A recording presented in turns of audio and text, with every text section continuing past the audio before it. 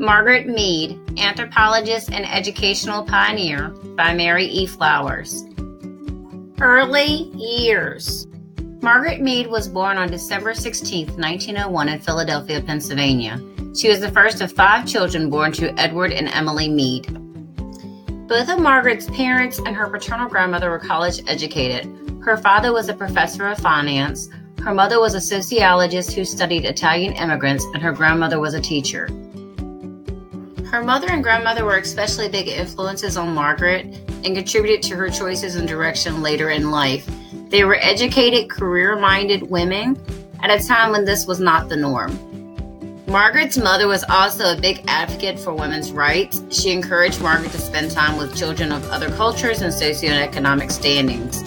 Her grandmother encouraged her to question everything and told her to write everything down. Because of this, at an early age, Margaret observed her siblings and kept notes. In 1919, Margaret attended DePaul University in Indiana, but only stayed a year, and later transferred to Barnard College in New York City, where she studied anthropology and received her bachelor's degree in 1923. She much preferred the city life and the diversity in New York City compared to the rural aspect of Indiana.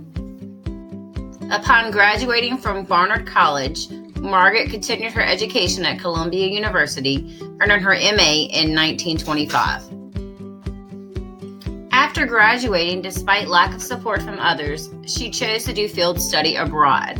She traveled alone with very little personal belongings. Her studies and work were documented in her book, Coming of Age in Samoa, which made her a world-famous anthropologist. In her work, Margaret noted how gender differences in the Samoan children influenced their education and their responsibilities. As they get older, they learn new skills by taking on new responsibilities. This realization was a catalyst which prompted her to research and question how the impact of gender affects how and what children learn.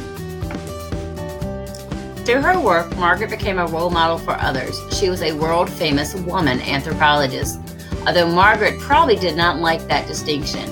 However, she challenged the status quo because she was an outspoken female intellectual saying and doing important work in a field that had always been dominated by men. After returning from Samoa, Margaret began working at the American Museum of Natural History.